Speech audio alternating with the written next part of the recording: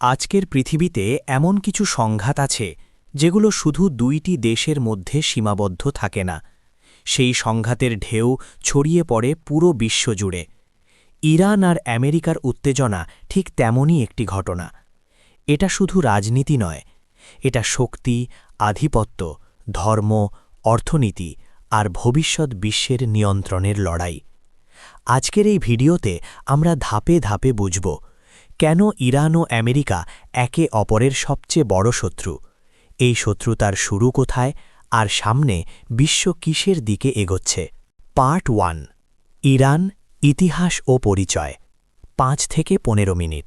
ইরানকে বুঝতে হলে আমাদের ফিরে যেতে হবে হাজার বছর পেছনে। ইরান মানে এক সময়ের পারস্য সাম্রাজ্য, যারা একসময় পৃথিবীর সবচেয়ে শক্তিশালী সভ্যতার একটি ছিল।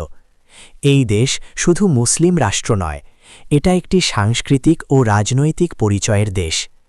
1920-70 দশকে ইরান ছিল পশ্চিমা বিশ্বের ঘনিষ্ঠ বন্ধু, বিশেষ করে আমেরিকার। কিন্তু এই বন্ধুত্বের ভিতরে ছিল একটি চাপা ক্ষোভ, নিজের দেশের ওপর বিদেশি নিয়ন্ত্রণের ক্ষোভ।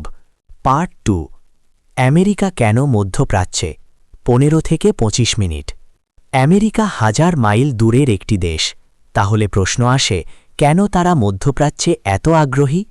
উত্তর খুব সহজ: তেল, শক্তি আর বৈশ্বিক আধিপত্য। মধ্যপ্রাচ্যের ওপর প্রভাব মানে বিশ্ব অর্থনীতির ওপর নিয়ন্ত্রণ, আর সেই খেলায় ইরান কখনোই আমেরিকার কথা শুনতে চায়নি। পার্ট 3, 1979 ইসলামী বিপ্লব। 25 থেকে 35 মিনিট। 1979 সাল, একটি বছর যা ইরান আমেরিকা সম্পর্ককে চিরতরে বদলে দেয়। ইরানে ইসলামী বিপ্লব হয়, শাহ সরকার ক্ষমতা হারায়, আয়াতুল্লাহ খোমেনি ক্ষমতায় আসেন। আমেরিকাকে ঘোষণা করা হয় গ্রেট স্যাটার্ন। এরপর ঘটে সেই ঐতিহাসিক ঘটনা, তেহরানে আমেরিকান দূতাবাস দখল, 52 জন আমেরিকান কূটনৈতিক বন্দী।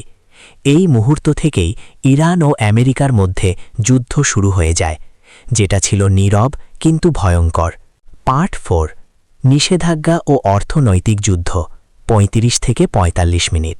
যখন সরাসরি যুদ্ধ সম্ভব হয় না, তখন শুরু হয় অর্থনৈতিক যুদ্ধ। আমেরিকা একের পর এক নিষেধাজ্ঞা দেয়, ব্যাংকিং সিস্টেম বন্ধ, তেল রপ্তানি সীমিত, ডলার লেনদেন নিষিদ্ধ। ইরানের সাধারণ মানুষ সবচেয়ে বেশি ভোগে, কিন্তু সরকার পিছু হটে না, কারণ এই লড়াই শুধু অর্থনীতির নয়, এটা অস্তিত্বের। রেড পার্ট 5, পারমাণবিক কর্মসূচি। 45 থেকে 60 মিনিট। এই উত্তেজনার কেন্দ্রবিন্দু ইরানের পারমাণবিক কর্মসূচি। ইরান বলে, আমরা বিদ্যুৎ উৎপাদনের জন্য কাজ করছি। আমেরিকা বলে, তোমরা পারমাণবিক বোমা বানাতে চাও। 2015 সালে একটি ঐতিহাসিক চুক্তি হয়, JCPA, কিন্তু 2018 সালে আমেরিকা সেই চুক্তি বাতিল করে দেয়। এরপর পরিস্থিতি আরও ভয়াবহ হয়ে ওঠে। ফায়ার পার্ট 6, সামরিক উত্তেজনা ও হত্যাকাণ্ড। 60 থেকে 70 মিনিট। 2020 সাল, আমেরিকা হত্যা করে ইরানের শীর্ষ সামরিক কমান্ডার কাসিম সুলাইমানিকে। এই ঘটনা মধ্যপ্রাচ্যকে যুদ্ধের দ্বার প্রান্তে নিয়ে যায়। ইরান সরাসরি পাল্টা হামলা চালায়, কিন্তু পূর্ণ যুদ্ধ শুরু হয় না, কারণ যুদ্ধ শুরু হলে শেষ কোথায় হবে কেউ জানে না। আফ্রিকা পার্ট 7, বর্তমান বিশ্ব ও ভবিষ্যৎ। 70 থেকে 80 মিনিট। আজ ইরান আমেরিকার উত্তেজনা শুধু দুই দেশের মধ্যে নেই, এর প্রভাব পড়ছে গাজা, ইসরায়েল, ইয়েমেন, সিরিয়া, এমনকি বাংলাদেশেও। তেলের দাম বাড়ে, খাবারের দাম বাড়ে, বিশ্ব অর্থনীতি কাঁপে। প্রশ্ন একটাই, এই সংঘাত কি থামবে, নাকি ইতিহাস আবার রক্ত দিয়ে লেখা হবে? এন্ডিং।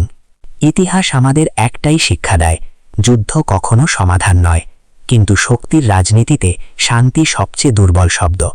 আপনি কি মনে করেন এই উত্তেজনা কোথায় গিয়ে শেষ হবে?